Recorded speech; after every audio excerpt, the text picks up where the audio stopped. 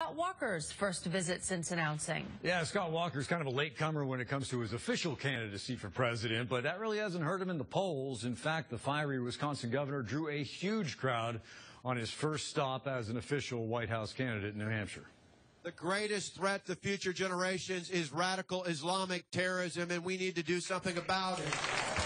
Calling himself a fresh face of leadership, Scott Walker drew an overflow crowd to Joey's Diner in Amherst. Hey, everybody.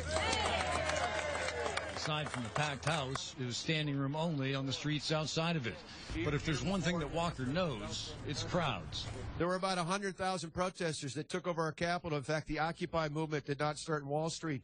It started in Madison, Wisconsin, in my state capital, because they were trying to intimidate us. Known for his willingness to mix it up over issues like right to work and education funding, Walker also struck a chord with one topic that a number of Granite Staters can relate to.